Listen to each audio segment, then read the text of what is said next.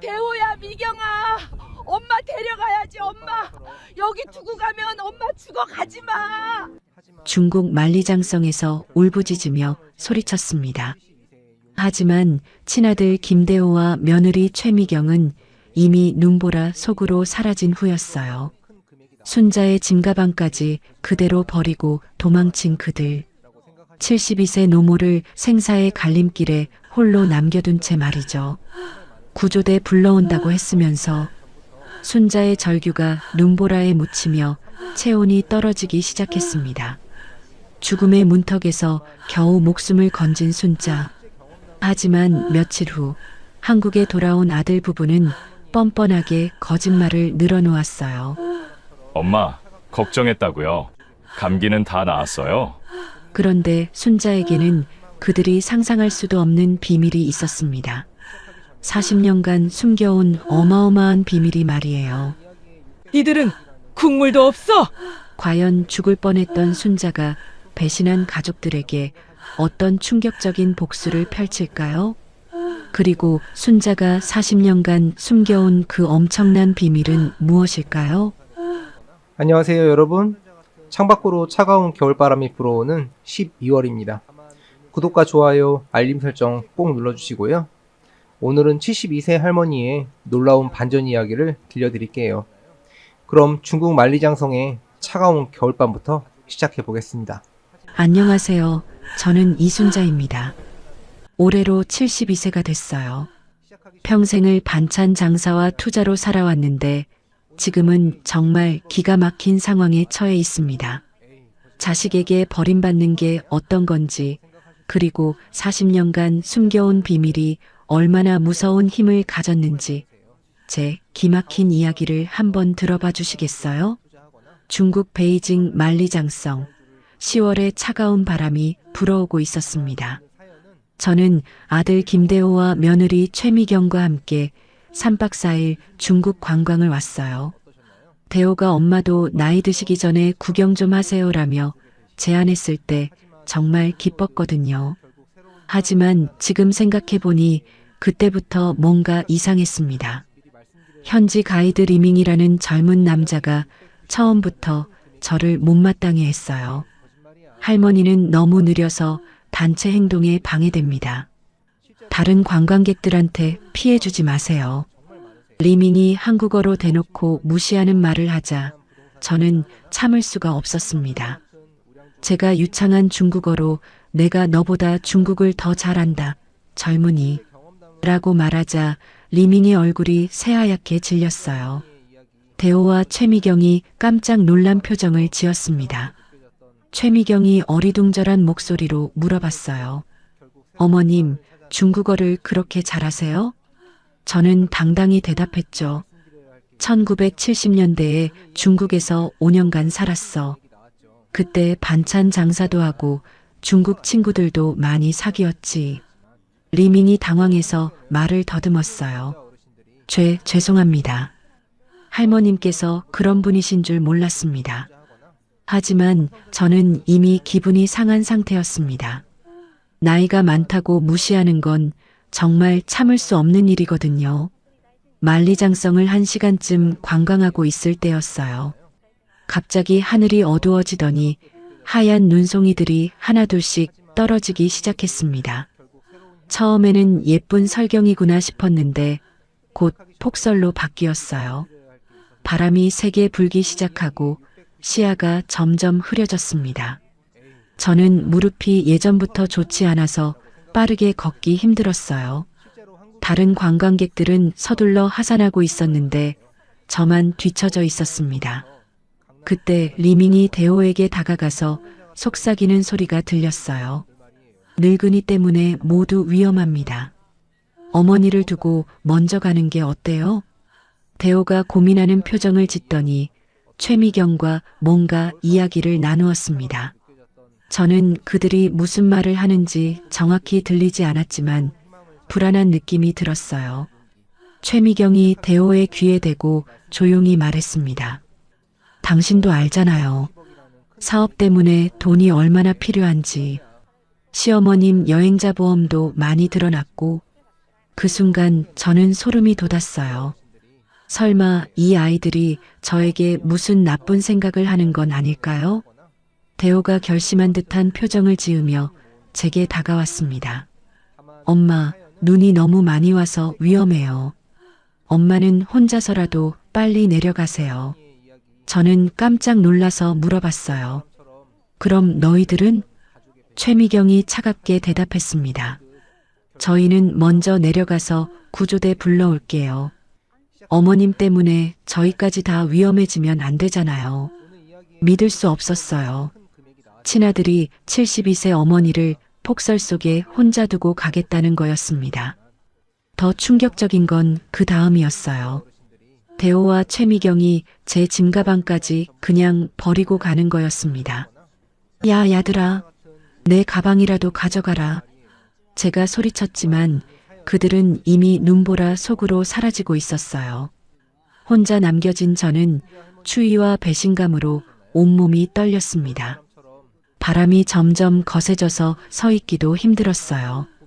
체온이 빠르게 떨어지는 게 느껴졌습니다. 이러다가 정말 죽는구나. 그런 생각이 머리를 스쳤어요. 그때였습니다. 어머님, 괜찮으십니까? 누군가가 제 곁으로 달려왔어요. 40대 후반쯤 되어 보이는 남자분이었습니다. 저는 왕서방이라고 합니다. 중국 교포예요. 어머님, 혼자서 어떻게 여기 계세요? 저는 떨리는 목소리로 말했어요. 아들하고 며느리가 저를 두고 갔어요. 왕서방의 얼굴이 순간 굳어졌습니다. 뭐라고요? 한국 사람이 어르신을 버리고 갔다고요? 왕서방은 재빨리 자신의 두꺼운 외투를 제게 입혀주며 말했어요. 어머님, 지금 당장 병원에 가셔야 합니다. 제가 업어드릴게요.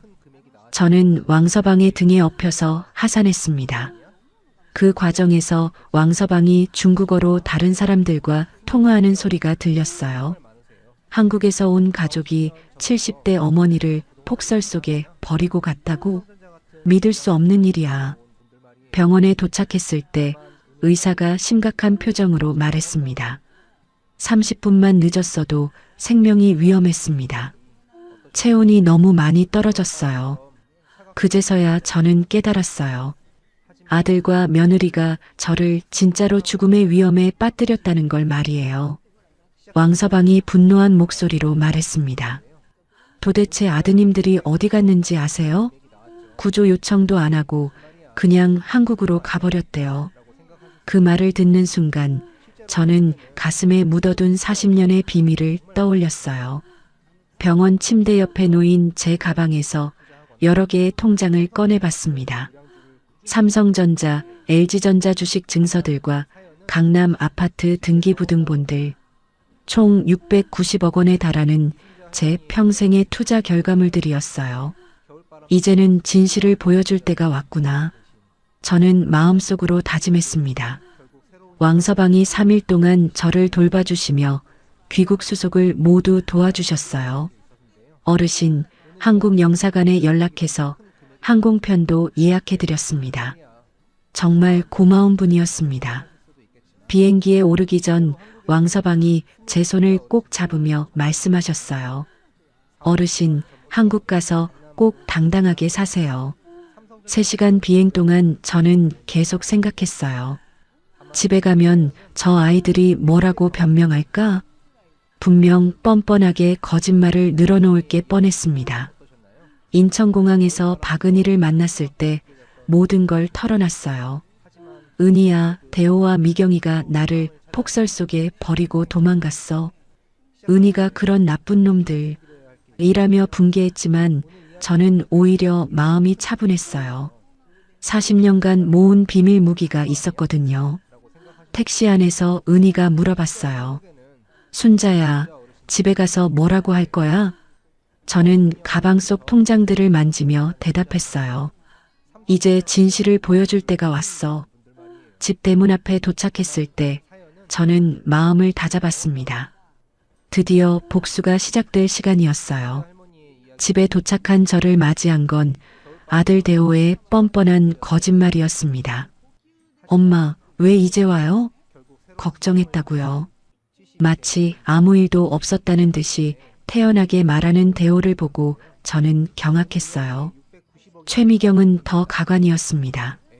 어머님이 갑자기 몸이 안 좋다고 해서 어쩔 수 없이 먼저 왔어요. 많이 괜찮아지셨어요? 눈 하나 깜빡하지 않고 거짓말을 늘어놓는 모습이 정말 소름 끼쳤어요.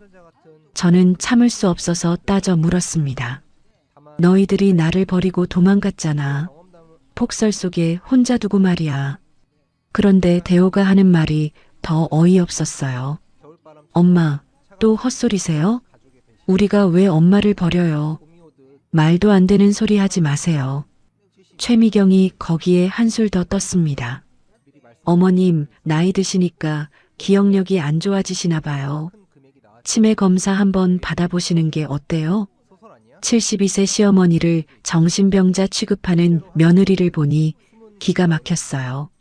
저는 더욱 화가 났습니다. 내가 30년 넘게 이 집을 지키며 살았는데 이제 와서 치매라고? 김대호가 짜증을 내며 말했어요.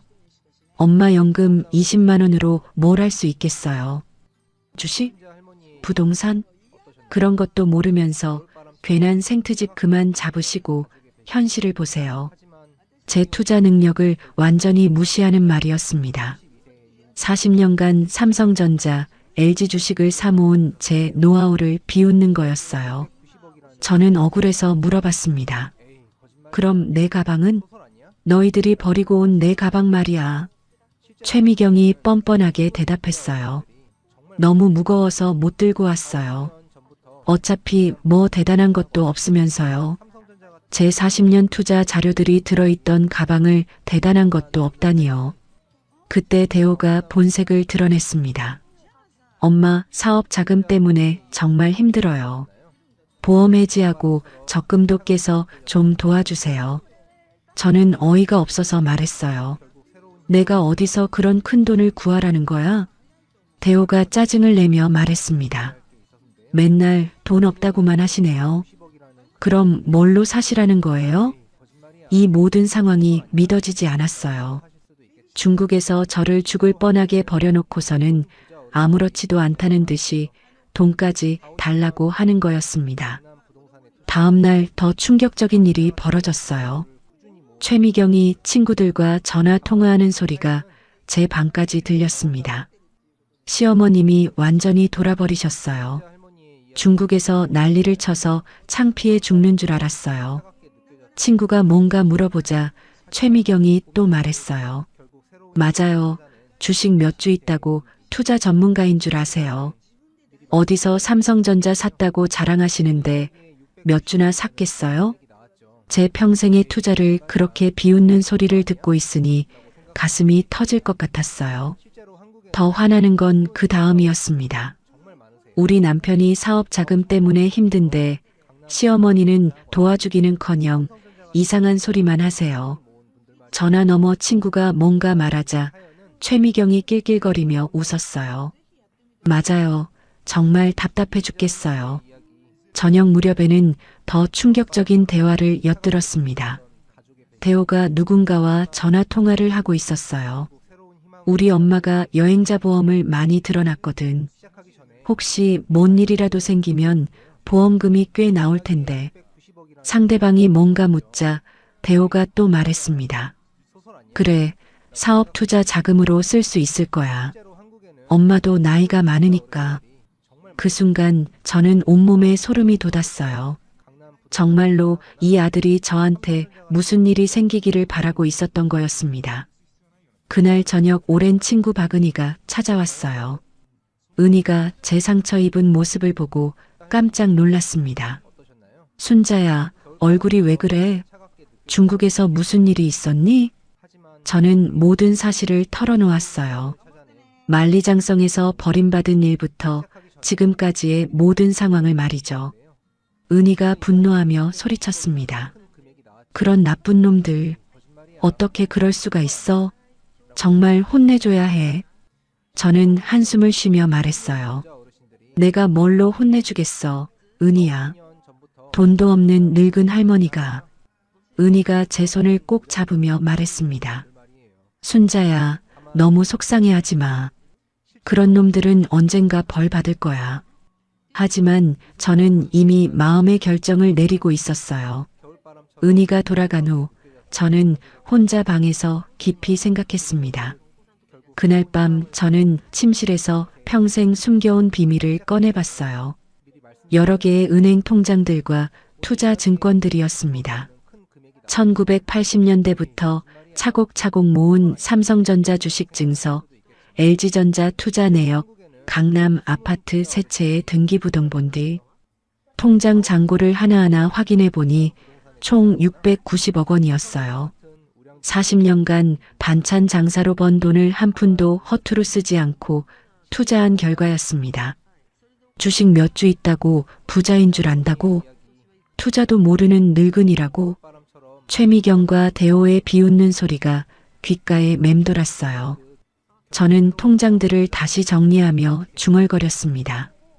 이제는 진실을 보여줄 때가 왔구나. 690억 원이라는 숫자를 보니 마음이 든든해졌어요. 더 이상 무시당하며 살 필요가 없었습니다. 내일부터는 제대로 된 복수를 시작할 때였어요. 아들과 며느리가 얼마나 어리석었는지 깨닫게 해주겠다고 다짐했습니다. 며칠 후 더욱 충격적인 일이 벌어졌어요. 최미경의 친정 어머니 조말순이 갑자기 찾아온 거였습니다. 60대 중반쯤 되어 보이는 조말순은 처음 보는 순간부터 제게 적대적이었어요. 조말순이 거실에 당당하게 앉더니 바로 본론을 꺼냈습니다. 어머님, 우리 미경이가 시어머니 때문에 스트레스를 너무 받아서 병원까지 다니고 있어요. 저는 어이가 없어서 물어봤어요. 제가 뭘 어쨌다는 거예요? 조말순이 차갑게 말했습니다. 중국에서도 그렇고 집에서도 이상한 소리만 하신다면서요? 젊은 사람들 사는 것 방해하지 마시고 이제 좀 편하게 사세요. 그 말의 의미를 알겠더라고요. 조말순은 제게 이 집에서 나가라고 말하고 있었습니다. 나이 드신 분이 젊은 부부 사는 것 방해하지 마시고 좋은 요양원에 들어가시는 게 어때요? 조말순이 매몰차게 말을 이어갔어요. 요양원 가시면 동년배 친구들도 많이 사귀고 좋잖아요. 혼자 외롭게 계시는 것보다 훨씬 나을 거예요. 저는 믿을 수 없다는 표정으로 대호를 바라봤습니다. 그런데 대호는 어머니를 변호하기는커녕 처가 편을 들고 있었어요. 엄마, 요양원도 요즘 시설이 정말 좋더라고요. 대호가 조심스럽게 말했습니다. 우리도 매주 한 번씩은 면회 갈 테니까 한번 알아보시는 게 어떠세요? 친아들이 어머니를 요양원에 보내자고 하다니요. 제 가슴이 찢어지는 것 같았어요. 최미경이 거기에 한술 더 떴습니다. 어머님 연금으로 충분히 들어가실 수 있어요. 우리도 한 달에 한 번은 꼭 면회 갈게요. 마치 큰 호의를 베푸는 것처럼 말하는 모습이 역겨웠어요. 저는 목이 메어서 간신히 말했습니다. 내가 평생 이 집을 위해서 희생했는데 이제 쫓겨나야 하는 거예요? 조말순이 그때 정말 모독적인 말을 했어요. 그렇게 희생했으면 뭐가 남은 게 있어야죠. 주식 몇 주 있다고 부자인 줄 아세요? 빈손인데 무슨 희생이에요? 그 순간 저는 온몸이 떨렸습니다. 평생을 바친 제 인생을 그렇게 짓밟는 말을 듣고 있으니 숨이 막혔어요. 최미경이 순자의 낡은 옷들을 쓰레기 봉투에 담기 시작했어요.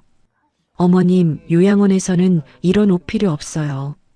거기서 입을 새 옷은 저희가 사드릴게요. 제 물건들을 함부로 처리하는 모습을 보니 기가 막혔습니다. 조말순이 더욱 매서운 말을 했어요. 어머님, 현실을 인정하세요. 지금 이 상황에서 어머님이 여기 계시는 게 모두에게 좋지 않아요. 저는 절망감에 빠져 있었어요. 40년간 차곡차곡 모은 690억 원이 있다는 걸 그들은 꿈에도 모르고 있었습니다. 그때였어요. 현관벨이 울렸습니다. 최미경이 짜증을 내며 문을 열었는데 왕서방이 큰 가방을 들고 서 있었어요. 안녕하세요. 중국에서 어르신 가방을 찾았습니다. 김대호와 최미경의 얼굴이 순간 새하얗게 변했습니다. 중국에서 버리고 온 제 가방이 다시 나타난 거였어요. 왕서방이 가방을 건네주며 말했습니다. 어르신, 이 가방을 찾기 위해서 정말 고생했어요. 만리장성 구석구석을 다 뒤졌습니다. 조말순이 의아한 표정으로 물어봤어요. 이분은 누구세요? 왕서방이 정중하게 대답했습니다. 저는 중국 교포 왕서방이라고 합니다. 어르신을 구해드린 사람이에요. 그리고 왕서방이 충격적인 말을 했어요. 중국에서 어르신이 얼마나 위험했는지 아십니까? 폭설 속에 혼자 버려져서 죽을 뻔했어요. 조말순의 얼굴이 경악으로 일그러졌습니다. 뭐라고요? 버려졌다고요? 왕서방이 붕괴하며 계속 말했어요. 가족들이 조난 신고도 안 하고 그냥 한국으로 가버렸어요.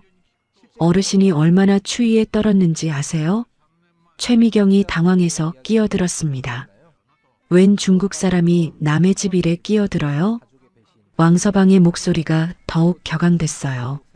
어르신을 구하려고 밤새 헤맸는데 그게 끼어드는 겁니까? 70대 어머니를 폭설 속에 버리고 가는 게 말이 됩니까? 조말순도 충격받은 표정으로 최미경을 바라봤습니다. 미경아, 이게 무슨 일이야? 정말 시어머님을 버리고 왔다는 거야? 김대호가 당황해서 변명했어요. 그건 상황이 너무 급해서 그랬어요. 엄마를 일부러 버린 게 아니라. 왕서방이 더욱 분노했습니다. 일부러가 아니라고요? 가방까지 버리고 가면서요? 구조 요청 한 번 안 하고 가면서요? 조말순이 최미경에게 따져 물었어요. 미경아, 정말 그런 일이 있었던 거야? 최미경이 얼굴이 빨개져서 말을 더듬었습니다. 그게 그런 뜻이 아니었어요. 상황이. 저는 더 이상 참을 수 없었어요. 이 모든 상황이 너무 부끄럽고 화가 났습니다. 이제 그만해. 제가 큰 소리로 외쳤어요. 모든 사람들이 저를 바라봤습니다.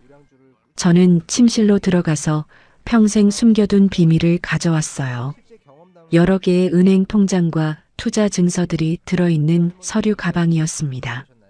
삼성전자, LG전자 주식 증서들과 강남 아파트 등기부등본들이 가득했어요. 거실로 돌아온 저는 서류 가방을 테이블 위에 내려놓았습니다. 내가 정말 빈손인지 주식 몇 주나 가졌는지 한번 확인해봐라.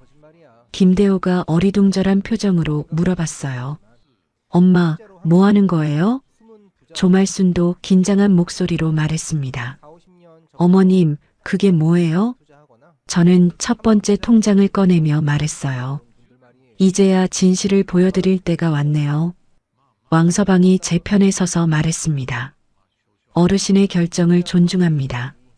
최미경과 김대호, 조말순이 모두 긴장한 채로 저를 바라보고 있었어요. 40년간 숨겨온 비밀을 공개할 순간이 드디어 왔습니다. 저는 떨리는 손으로 첫 번째 통장을 펼쳤어요. 빈손이라고 했죠? 한번 보세요. 저는 떨리는 손으로 첫 번째 통장을 펼쳤습니다. 삼성전자 투자금 150억 원이라는 숫자가 선명하게 적혀 있었어요. 김대호와 최미경, 조말순의 눈이 동시에 커졌습니다. 이게 정말이에요? 최미경이 믿을 수 없다는 표정으로 중얼거렸어요. 저는 두 번째 통장을 꺼냈습니다. LG전자 투자금 80억 원. 세 번째는 현대차 투자금 60억 원이었어요. 조말순이 입을 다물지 못하고 있었습니다. 어머님, 이런 돈이 어디서? 저는 이어서 부동산 등기부등본들을 하나씩 펼쳐놓았어요. 강남 아파트 3채, 시가 250억 원. 서초동 오피스텔 5채, 시가 210억 원. 김대호가 헉헉거리며 물어봤습니다. 엄마, 이게 다 진짜예요? 언제부터 이런 걸 가지고 계셨어요? 저는 당당하게 대답했어요. 1980년대부터 반찬 장사로 번 돈으로 강남 아파트를 샀지. 1990년대부터는 삼성전자, LG전자 주식을 꾸준히 샀고 말이야. 왕서방이 감탄하며 말했습니다. 정말 대단하십니다. 40년간 투자하신 해안이 놀라워요. 저는 계속해서 설명했어요. 한 번도 주식을 팔지 않고 계속 모았어. 배당금도 다시 재투자했고 부동산도 임대료로 또 다른 부동산을 샀지. 최미경이 통장들을 하나하나 확인하며 떨리는 목소리로 말했습니다. 총 얼마예요, 어머님? 저는 마지막 통장을 펼쳐 보였어요. 다 합쳐서 690억 원이야. 40년간 한 푼도 허투루 쓰지 않고 모은 내 투자 실력의 결과다. 거실이 순식간에 조용해졌습니다. 조말수는 아예 말을 잇지 못하고 있었고 김대호는 입만 벌린 채 서 있었어요. 그때 김대호가 급하게 말했습니다. 엄마, 그런 대단한 투자 실력을 왜 숨기셨어요? 우리 사업할 때 조언이라도 해주시지요. 저는 차가운 목소리로 대답했어요. 조언이라고? 엄마가 투자도 모르는 늙은이라고 했잖아. 최미경이 갑자기 180도 태도를 바꿨습니다. 어머님, 정말 죄송해요. 어머님이 그런 투자 천재이신 줄 전혀 몰랐어요. 순자의 손을 잡으려 했지만 저는 손을 빼며 거부했어요. 조말순도 당황해서 아첨하기 시작했습니다. 어머님, 요양원 얘기는 완전히 잊어버리세요. 저희가 어머님의 투자 실력을 몰라봤네요. 하지만 저는 이미 마음의 결정을 내렸어요. 그동안 가난한 시어머니로만 알았겠지만 나도 내 안목이 있었다. 김대호가 흥분해서 말했습니다. 엄마, 그 투자 노하우로 우리 가족이 정말 잘 살 수 있어요. 부동산도 더 사고 주식도 늘리고요. 저는 고개를 저었어요. 너희들이 나를 죽게 버릴 때는 언제였는데 이제 와서 가족이라고 하느냐? 최미경이 급하게 변명했습니다. 어머님, 그때는 정말 상황이 급해서 그랬어요. 진심으로 죄송해요. 조말순도 거기에 거들었어요. 어머님, 젊은 사람들이 실수할 수도 있잖아요. 이제 알았으니까 앞으로는 정말 잘할 거예요. 저는 서류들을 다시 정리하기 시작했습니다. 너무 늦었어. 중국에서 나를 버렸을 때 이미 끝난 거야. 김대호가 무릎을 꿇더니 애원했어요. 엄마, 제발 한 번만 용서해 주세요. 우리가 정말 잘못했어요. 최미경도 따라서 무릎을 꿇었습니다. 어머님, 앞으로 어머님 투자 이야기 열심히 들을게요. 정말 존경해요. 하지만 저는 단호했어요. 지금 하는 말들이 다 진심이냐? 돈 때문에 태도가 바뀐 거 아니냐? 조말순이 어쩔 줄 몰라 하며 말했습니다. 어머님, 정말 죄송해요. 제가 너무 경솔했어요. 왕서방이 제 편에 서서 말했어요. 어르신의 결정을 존중합니다. 어르신이 하고 싶은 대로 하세요. 저는 마음의 결정을 굳히며 선언했습니다. 이제 내 재산은 내가 결정한다. 690억 원으로 내 마지막 인생을 내가 원하는 대로 살 거야. 김대호가 절망적인 목소리로 물어봤어요. 그럼 우리는 어떻게 하라는 거예요? 저는 차갑게 대답했어요. 너희들이 알아서 해. 중국에서 나를 버릴 때처럼 말이야. 최미경이 눈물까지 흘리며 말했습니다. 어머님, 진짜 잘못했어요. 기회를 한 번만 주세요. 하지만 저는 이미 결심을 바꿀 생각이 없었어요. 연기 그만해라. 690억 때문에 갑자기 착해진 거 다 보인다. 조말순이 마지막으로 애원했습니다. 어머님, 혈육이잖아요. 그냥 넘어가시면 안 될까요? 저는 통장들을 가방에 넣으며 말했어요. 혈육이라고? 혈육이 폭설 속에서 어머니를 버리고 도망가냐? 왕서방이 제 결정을 지지하며 말했습니다. 어르신, 새로운 인생을 시작하세요. 충분히 그럴 자격이 있으십니다. 김대호와 최미경, 조말순이 모두 당황한 표정으로 저를 바라보고 있었어요. 하지만 저는 더 이상 그들의 말에 귀 기울이지 않았습니다. 40년간 숨겨온 690억 원의 힘을 이제야 제대로 사용할 때가 온 거였어요. 더 이상 무시당하며 살 이유도 없었고, 이제는 당당하게 제 인생을 살아갈 수 있었습니다. 저는 가방을 들고 일어서며 마지막으로 말했어요. 이제부터 내 돈으로 내 인생을 산다. 너희들은 국물도 없어.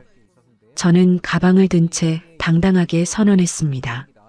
이 690억으로 나는 내 마지막 인생을 내가 원하는 대로 살 것이다. 너희들은 국물도 없어. 김대호가 급하게 제 앞을 막아섰어요. 엄마, 제발요. 우리가 정말 잘못했어요. 다시는 그러지 않을게요. 무릎을 꿇고 빌어봤지만 저는 마음을 바꿀 생각이 없었습니다. 중국에서 나를 버릴 때 생각했어야지. 저는 냉정하게 말하며 김대호를 지나쳤어요. 최미경이 눈물까지 흘리며 따라왔습니다. 어머님, 앞으로 정말 잘할게요. 어머님 모시고 잘 살게요. 제발 기회를 주세요.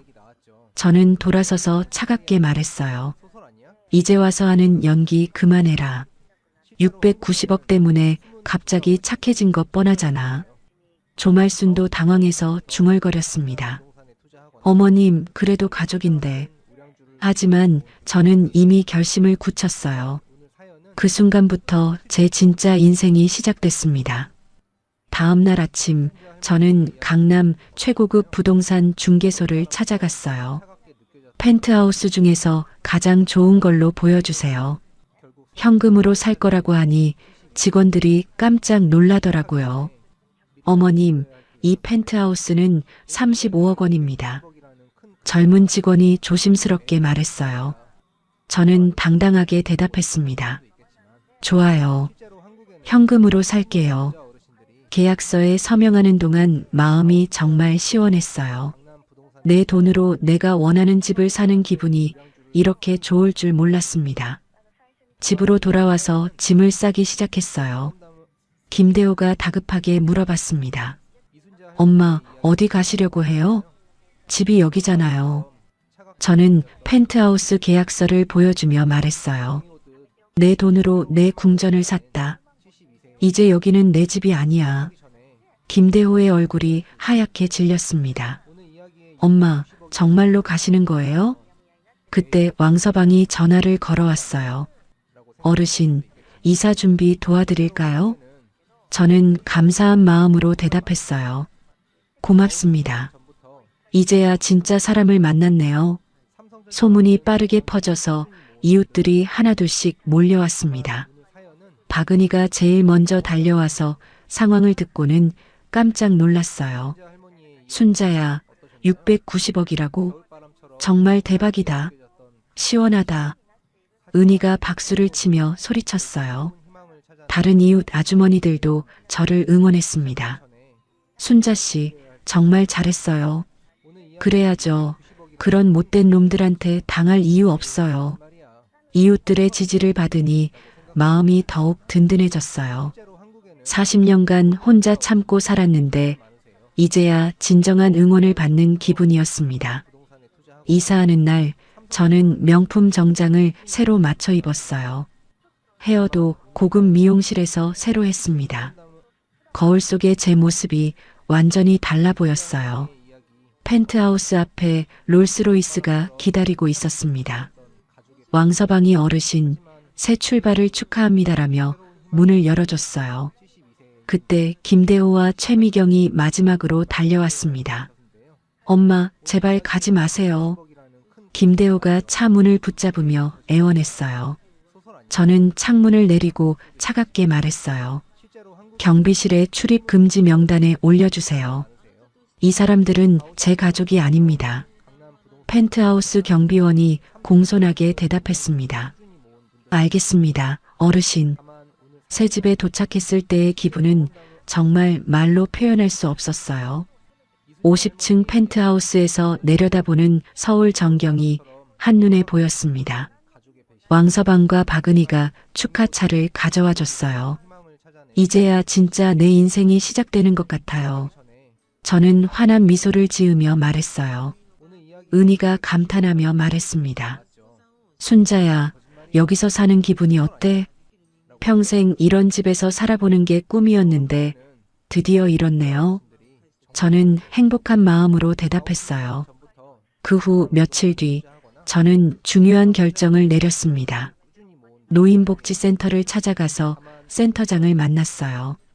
센터장님, 노인복지 사업에 50억 원을 기부하고 싶습니다. 제가 말하자 센터장이 깜짝 놀랐어요. 정말이십니까? 50억 원이라고요?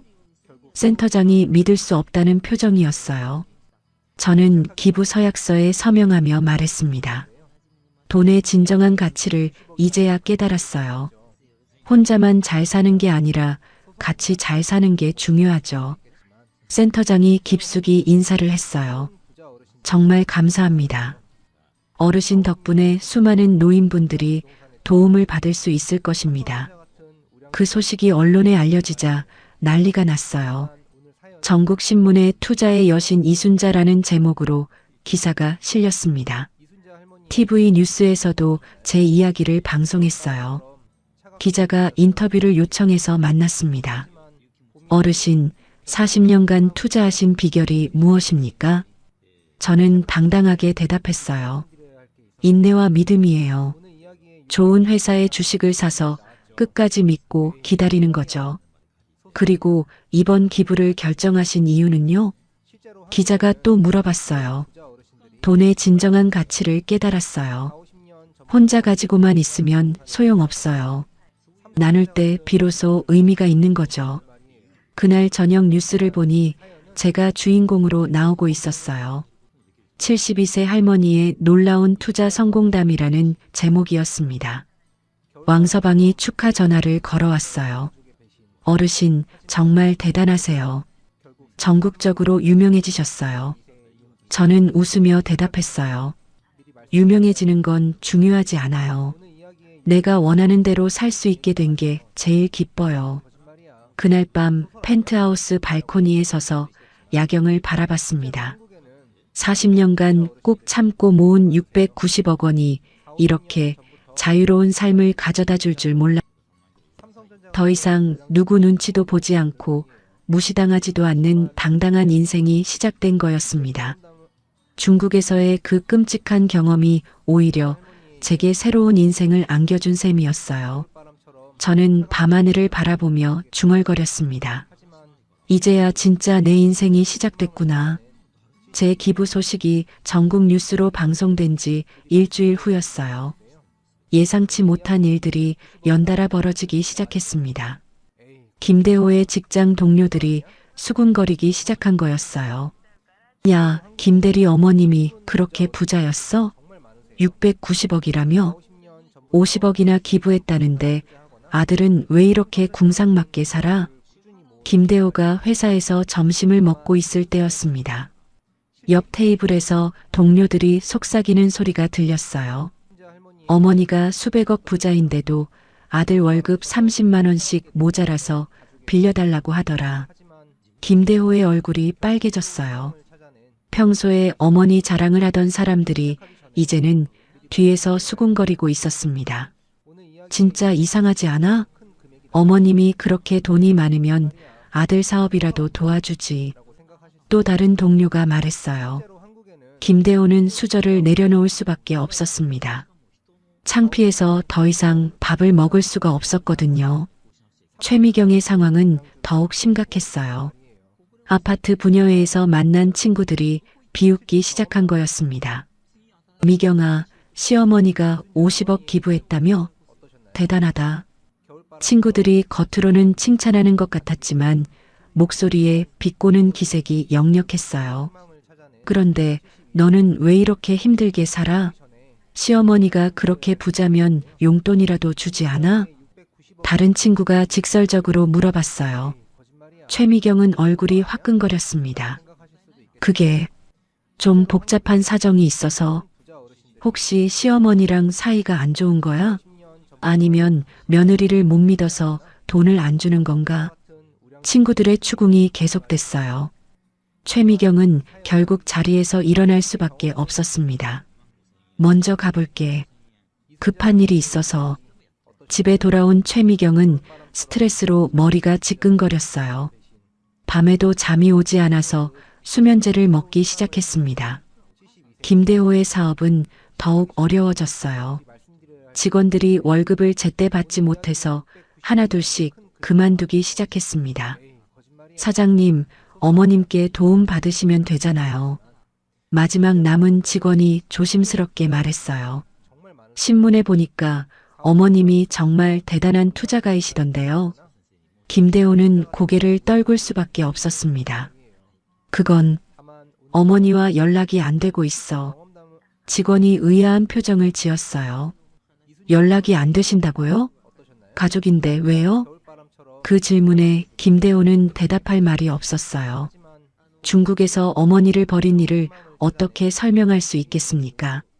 결국 그 직원마저 다른 직장을 알아보겠다며 사표를 냈어요. 김대호의 사업체는 완전히 망해가고 있었습니다. 더 큰 문제는 동업자가 손을 뗀다고 선언한 거였어요. 김 사장 미안하지만 더 이상은 못하겠어요. 동업자가 심각한 표정으로 말했어요. 사장님 가정사 때문에 사업이 망하면 저도 곤란해요. 김대호가 필사적으로 말했습니다. 조금만 더 기다려주세요. 제가 어떻게든 해결해 볼게요. 하지만 동업자는 고개를 저었어요. 어머님이 그렇게 부자신데도 아들 사업을 도와주지 않는다는 건 뭔가 심각한 문제가 있다는 뜻 아닙니까? 그날 저녁 김대호는 술에 취해서 제가 사는 펜트하우스 앞에 나타났어요. 엄마, 제발 한 번만 봐주세요. 아파트 단지 입구에서 소리를 지르고 있었습니다. 경비원이 나와서 말했어요. 손님, 여기서는 큰 소리 내시면 안 됩니다. 그리고 이분은 출입 금지 명단에 있으세요. 김대호가 절망적인 목소리로 애원했어요. 제가 아들인데 왜 못 들어가게 해요? 엄마를 좀 보자고 하는데. 하지만 경비원은 단호했습니다. 어르신 지시사항입니다. 죄송하지만 들어가실 수 없어요. 김대호는 결국 그날 밤 술에 취한 채로 집에 돌아갔어요. 최미경이 남편을 보고 화를 냈습니다. 당신 때문에 우리 가족이 이 꼴이 됐잖아. 부부가 서로를 원망하기 시작했어요. 다 당신 엄마 때문이야. 내가 뭘 어쨌다고. 그들의 싸우는 소리를 듣고 있던 12살 민준이가 울음을 터뜨렸어요. 엄마, 아빠, 그만 싸워요. 할머니는 왜 안 와요? 할머니 보고 싶어요. 김대호와 최미경은 아들 앞에서 말을 잇지 못했습니다. 어떻게 설명해야 할지 몰랐거든요. 민준이가 계속 물어봤어요. 할머니가 왜 다른 집에 가서 살아요? 할머니는 우리 할머니잖아요. 최미경이 민준이에게 거짓말을 했어요. 할머니가 좀 바쁜 일이 있어서 그래. 나중에 다시 올 거야. 하지만 민준이는 울음을 그치지 않았어요. 친구들이 할머니가 TV에 나왔다고 했어요. 왜 우리한테는 안아주세요? 아이의 순진한 질문에 김대호의 마음이 찢어졌습니다. 자신 때문에 아들에게까지 상처를 준다는 생각이 들었어요. 그날 밤 김대호는 이불을 뒤집어 쓰고 생각했습니다. 이러다가 정말 모든 걸 잃는 건 아닐까? 사업도 망하고 사람들한테 손가락질 받고 아내와의 관계도 나빠지고 있었어요. 무엇보다 아들이 할머니를 그리워하는 모습을 보니 양심의 가책이 들었습니다. 최미경도 잠을 이루지 못했어요. 친구들 사이에서 완전히 왕따가 된 기분이었습니다. 아파트 부녀의 모임에도 나가기 창피해서 피하고 있었어요. 그들은 690억이라는 숫자만 생각했지 그 돈을 모은 어머니의 마음은 전혀 이해하지 못했었어요. 이제 와서야 자신들이 얼마나 큰 실수를 했는지 깨닫기 시작했습니다. 하지만 이미 늦어버린 것 같았어요. 어머니는 그들을 완전히 차단했고 새로운 인생을 살고 있었습니다. 김대호와 최미경은 절망적인 현실 앞에서 어떻게 해야 할지 몰라 하고 있었어요. 가정이 완전히 파탄 위기에 놓인 상황이었습니다. 펜트하우스에서 여유로운 생활을 하고 있던 어느 날이었어요. 왕서방이 차를 마시러 놀러와서 조심스럽게 말을 꺼냈습니다. 어르신, 가족과의 관계도 때로는 다시 생각해 볼 필요가 있지 않을까요? 왕서방이 찻잔을 내려놓으며 말했어요. 저는 고개를 저었습니다. 아직은 마음이 준비되지 않았어요. 중국에서 당한 일이 너무 큰 상처거든요. 그때 박은희가 찾아와서 더 직설적으로 말했어요. 순자야, 손자는 죄가 없잖아. 민준이 때문에라도 한 번쯤은 만나보는 게 어때? 은희의 말을 듣고 저는 처음으로 마음이 흔들렸어요. 손자 민준이 생각이 나니까 가슴 한구석이 아려왔습니다. 그래도 아직은. 제가 말을 흐리자 은희가 또 말했어요. 너무 오래 미워하면 오히려 네가 손해야. 그 아이가 뭔 죄가 있다고. 며칠 후 저는 노인복지센터에서 봉사활동을 하고 있었어요. 거기서 만난 80세 할머니 한 분이 제게 눈물을 흘리며 말씀하셨습니다. 순자님, 저는 아들하고 3년째 연락이 끊겼어요. 그 할머니가 휴지로 눈물을 닦으며 말씀하셨어요. 손자 얼굴이라도 보고 죽고 싶은데 아들이 전화도 받지 않아요. 저는 그 할머니의 말씀을 들으며 마음이 무거워졌습니다. 어떻게 그런 일이? 할머니가 후회하는 목소리로 말씀하셨어요. 사소한 일로 싸웠는데 둘 다 고집을 부렸거든요. 가족의 소중함을 너무 늦게 깨달은 것 같아요. 그 할머니가 계속 말씀하셨어요. 이제 와서 전화를 걸고 싶어도 너무 오래돼서 어떻게 시작해야 할지 모르겠어요. 저는 그 할머니를 위로해드리면서도 제 자신을 돌아보게 됐어요. 혹시 내가 너무 고집을 부리고 있는 건 아닐까? 그날 오후 마트에서 장을 보고 있을 때였습니다. 갑자기 뒤에서 할머니 라는 목소리가 들려왔어요. 돌아보니 손자 민준이가 달려오고 있었습니다. 12살 민준이가 제게 안기며 말했어요. 할머니, 정말 보고 싶었어요. 저는 민준이를 보는 순간 눈물이 핑 돌았어요. 아무 죄 없는 아이가 할머니를 그리워하고 있었구나 싶었습니다. 민준아, 할머니도 보고 싶었어. 저는 민준이를 꼭 안아주며 말했어요. 민준이가 순진한 눈으로 물어봤습니다. 할머니, 아빠가 매일 할머니 얘기하면서 울어요.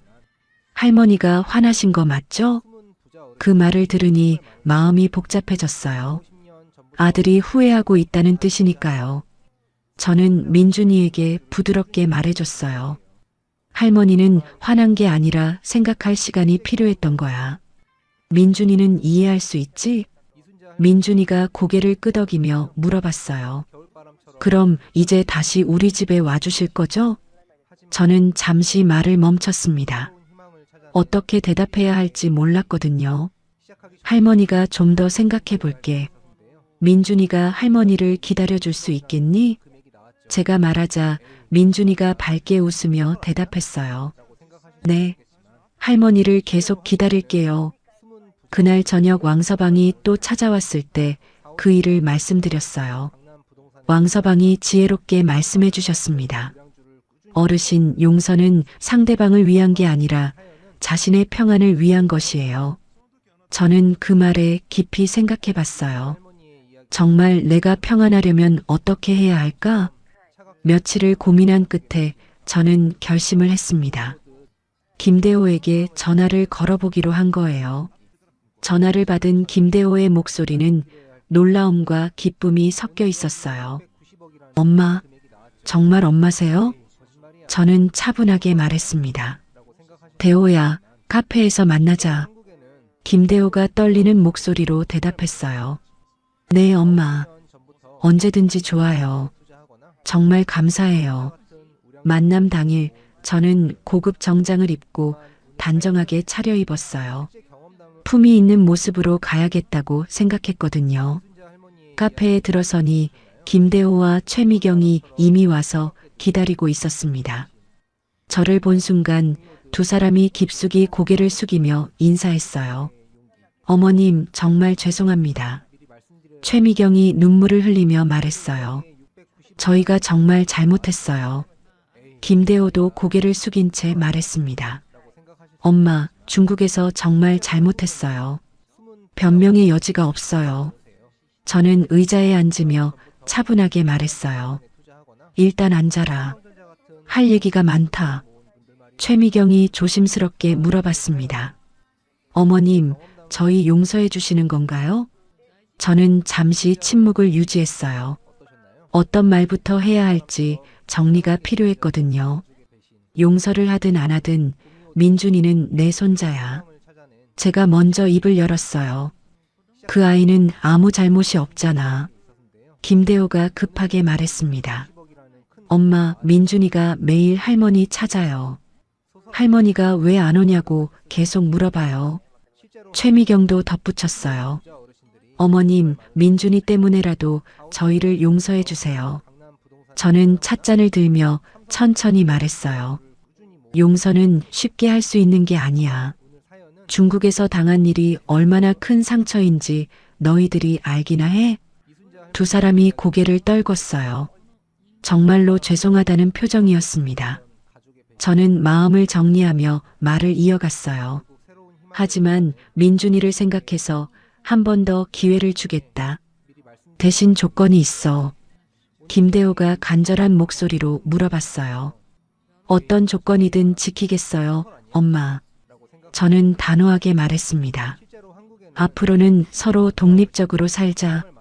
그리고 민준이는 언제든 할머니에게 올 수 있게 해라. 최미경이 고개를 끄덕이며 말했어요. 어머님 말씀대로 하겠어요. 정말 감사해요. 그날의 만남이 새로운 시작이 될 수 있을까 하는 희망이 생겼어요. 완전한 화해는 아니지만 최소한의 가족관계는 유지할 수 있을 것 같았습니다. 카페에서 저는 김대호와 최미경을 차분히 바라보며 말을 이어갔어요. 너희들의 사과를 받아들이겠다. 하지만 예전처럼 돌아갈 수는 없어. 김대호가 조심스럽게 물어봤습니다. 엄마, 그럼 어떻게 하면 될까요? 저는 찻잔을 내려놓으며 분명하게 말했어요. 앞으로는 서로 독립적으로 살자. 나는 내 인생을 살고 너희는 너희 인생을 살아라. 최미경이 불안한 표정으로 말했습니다. 어머님, 그럼 우리는 완전히 남이 되는 건가요? 저는 고개를 저었어요. 가족으로서 최소한의 예의는 지키자. 그리고 민준이는 언제든 할머니에게 올 수 있게 해라. 김대호가 진심으로 말했습니다. 엄마, 어머님 재산에는 더 이상 관심 없어요. 저희 힘으로 다시 일어서겠습니다. 그 말이 진심으로 들렸어요. 최미경이 눈물을 흘리며 말했습니다. 어머님, 정말 죄송해요. 제가 너무 어리석었어요. 저는 그들을 보며 말했어요. 과거는 과거야. 이제부터가 중요한 거다. 김대호가 감사한 표정으로 물어봤습니다. 엄마, 그럼 가끔이라도 만날 수 있을까요? 저는 잠시 생각해보고 대답했어요. 한 달에 한 번 민준이와 함께 식사하자. 그 정도면 충분할 것 같다. 김대호와 최미경이 눈물을 흘리며 말했습니다. 정말 감사합니다. 어머님, 그날의 만남으로 우리 가족에게는 새로운 출발점이 생겼어요. 완전한 화해는 아니었지만 최소한의 가족관계는 유지할 수 있게 됐습니다. 1년이 흘렀어요. 그동안 정말 많은 일들이 있었습니다. 저는 왕서방과 함께 이순자 복지재단을 설립했어요. 전국의 어르신들을 위한 복지 사업을 하고 있었습니다. 50억 원의 기부금으로 시작한 일이 이렇게 큰 일이 될 줄은 몰랐어요. 재단 사무실에서 일하는 시간이 정말 보람찼습니다. 순자 할머니 덕분에 우리가 이렇게 좋은 시설에서 지낼 수 있어요. 어르신들이 인사를 드릴 때마다 마음이 뿌듯했어요. 왕서방이 저를 도와주면서 함께 일했어요. 어르신, 오늘도 감사 편지가 50통이나 왔어요. 왕서방이 편지 뭉치를 들고 와서 말씀드렸습니다. 저는 그 편지들을 하나하나 읽어보며 행복했어요. 돈을 혼자 가지고 있을 때보다 나눌 때가 훨씬 기쁘다는 걸 깨달았습니다. 김대호는 제 조건대로 독립적인 삶을 살고 있었어요. 작은 김치찌개 전문점을 차려서 부부가 함께 운영하고 있었습니다. 힘들지만 자신들의 힘으로 살아가고 있었어요. 한 달에 한 번씩 만나는 식사 자리에서 김대호가 말했어요. 엄마, 처음에는 힘들었는데 이제 보람을 느껴요. 최미경도 많이 달라졌어요. 어머님, 저희가 직접 번 돈으로 사는 게 이렇게 뿌듯한 줄 몰랐어요. 민준이는 매주 할머니를 찾아왔어요. 중학생이 된 민준이와 함께 보내는 시간이 가장 행복했습니다. 할머니, 저도 나중에 할머니처럼 투자 공부할래요. 민준이가 진지하게 말할 때가 정말 귀여웠어요. 어느 토요일 오후 이순자 복지재단 개관 1주년 행사가 열렸어요. 전국에서 300명이 넘는 어르신들이 오셨습니다. 순자 할머니 덕분에 저희가 이렇게 행복하게 살 수 있어요. 한 할아버지께서 제 손을 꼭 잡고 말씀해 주셨어요. 지역 기자가 인터뷰를 요청해서 만났어요. 어르신, 인생에서 가장 중요한 깨달음이 무엇입니까? 저는 잠시 생각해보고 대답했어요. 가족에게 인정받으려고 애쓰지 말고 먼저 나 자신을 사랑하고 당당하게 사는 것이에요. 기자가 또 물어봤어요. 그럼 지금이 인생에서 가장 행복한 때인가요? 저는 웃으며 대답했어요. 네, 이제야 진정한 행복이 무엇인지 알겠어요. 그날 저녁 펜트하우스 정원에서 특별한 모임이 있었어요. 왕서방과 박은희, 그리고 손자 민준이가 함께 차를 마시는 시간이었습니다. 은희가 감탄하며 말했어요. 순자야, 정말 멋진 인생을 살고 있구나. 왕서방도 덧붙였어요. 어르신의 용기 덕분에 많은 사람들이 행복해졌어요. 민준이가 제 옆에 앉아서 말했어요. 할머니, 저도 할머니처럼 멋진 사람이 되고 싶어요. 저는 민준이의 머리를 쓰다듬으며 말했어요. 민준아, 할머니가 제일 잘한 일이 뭔지 아니? 민준이가 고개를 갸웃하며 물어봤어요. 뭐예요, 할머니? 투자를 잘한 것도 맞지만 가장 잘한 건 내 가치를 깨달은 거야. 저는 웃으며 대답했어요. 정원에서 바라본 서울 야경이 정말 아름다웠어요. 1년 전 중국 만리장성에서의 그 끔찍한 일이 오히려 제게는 새로운 인생의 시작이었습니다. 690억 원이라는 돈의 힘도 중요했지만 더 중요한 건 제 자신을 사랑하게 된 거였어요. 더 이상 누구 눈치도 보지 않고 당당하게 살 수 있게 됐습니다. 김대호와 최미경도 이제는 진심으로 변했다고 믿어요. 완전히 예전으로 돌아갈 수는 없지만 최소한의 가족관계는 유지할 수 있었습니다. 밤하늘의 별들을 바라보며 저는 중얼거렸어요. 이제야 진정한 행복이 무엇인지 안다. 40년간 차곡차곡 모은 투자금으로 얻은 건 단순히 돈이 아니었어요. 자유롭고 당당한 인생, 그리고 진정으로 보람 있는 일들이었습니다. 이순자 할머니의 이야기 어떠셨나요? 겨울 바람처럼 차갑게 느껴졌던 가족의 배신. 하지만 봄이 오듯 결국 새로운 희망을 찾아낸 72세의 용기. 시작하기 전에 미리 말씀드려야 할 게 있었는데요. 오늘 이야기에 690억이라는 큰 금액이 나왔죠. 에이, 거짓말이야? 소설 아니야? 라고 생각하실 수도 있겠지만 실제로 한국에는 숨은 부자 어르신들이 정말 많으세요. 4, 50년 전부터 강남 부동산에 투자하시거나 삼성전자 같은 우량주를 꾸준히 모은 분들 말이에요. 다만 오늘 사연은 실제 경험담을 바탕으로 각색한 것이라는 점 양해 부탁드려요. 전달 과정에서 일부 과장이나 극적 요소가 더해졌을 수 있습니다. 하지만 이 이야기가 주는 교훈은 분명해요. 첫째, 장기 투자의 힘입니다. 40년간 꾸준히 모은 삼성전자 주식과 강남부동산, 작은 돈이라도 꾸준히 오랫동안 투자하면 이런 결과가 가능해요. 둘째, 자기 가치를 스스로 인정하는 것. 다른 사람의 인정을 기다리지 말고 먼저 자신을 사랑하고 당당하게 사세요. 나이는 숫자일 뿐입니다. 셋째, 용서는 상대방이 아니라 자신을 위한 것.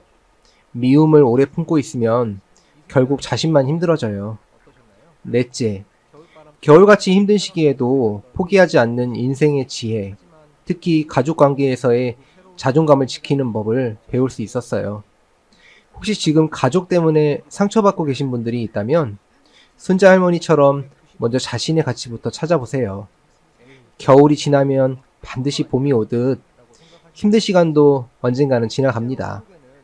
구독과 좋아요, 알림 설정을 눌러주시면 여러분께도 순자 할머니처럼 따뜻한 봄날이 찾아올 거예요.